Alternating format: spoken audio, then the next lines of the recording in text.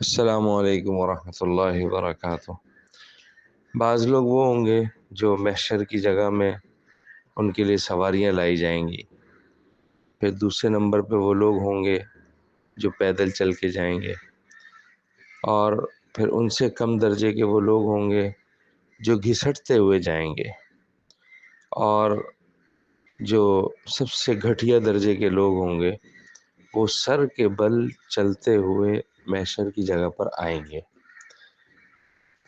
قرآن شریف کے اندر آتا ہے یحشرون علی وجوہہم عمیا وبکما وصما، سورہ بنی اسرائیل کے اندر، سورہ کہف جہاں شروع ہو رہی ہے اس سے 1.5 صفحے پہلے صحابہ نے پوچھا، جلالین کے حاشیے میں لکھا ہوا ہے، صحابہ نے پوچھا یا رسول اللہ سر کے بل کیسے چلیں گے؟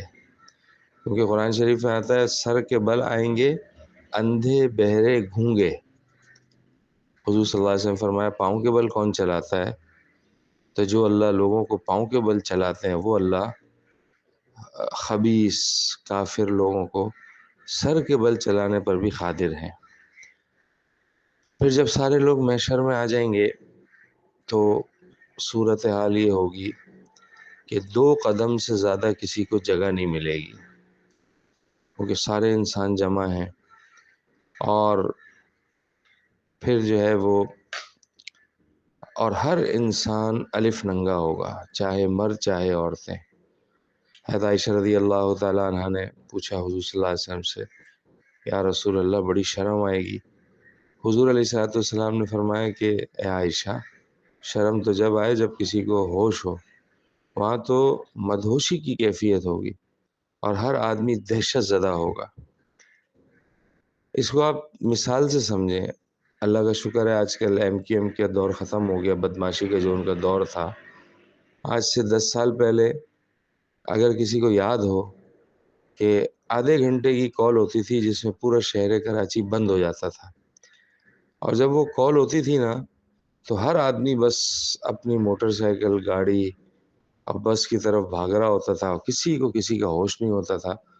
بس یہ ہوتا تھا کہ جناب کال آ گئی ہے، اب آدھے گھنٹے کے اندر شہر نے بند ہو جانا ہے، اب اگر میں اس آدھے گھنٹے کے اندر گھر نہیں پہنچا تو کوئی میری زندگی کی گارنٹی اور ضمانت نہیں ہے۔ تو جن حضرات کو وہ دور یاد ہو کہ وہ کیسا اپڑ دپڑ کا دور ہوتا تھا، تو وہ قیامت کے منظر کو کچھ تھوڑا سا تصور کر سکتے ہیں کہ ایسا نفسا نفسی کا دور ہوگا۔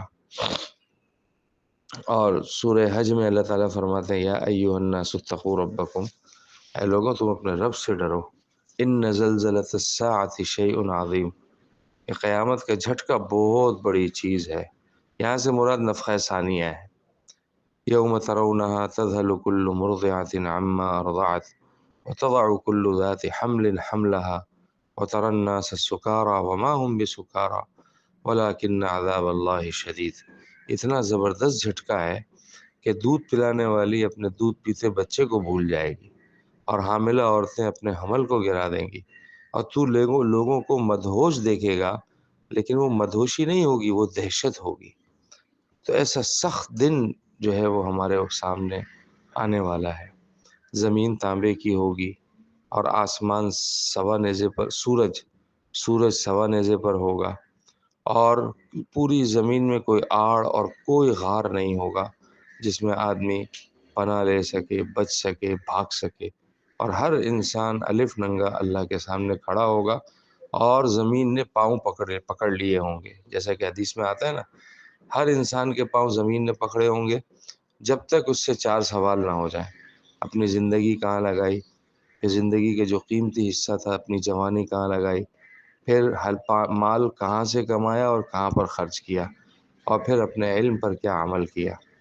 اور وجاءت کل نفس معها سائق و شہید، ہر انسان کے ساتھ ایک فرشتہ آگے ہوگا اور ایک فرشتہ پیچھے ہوگا۔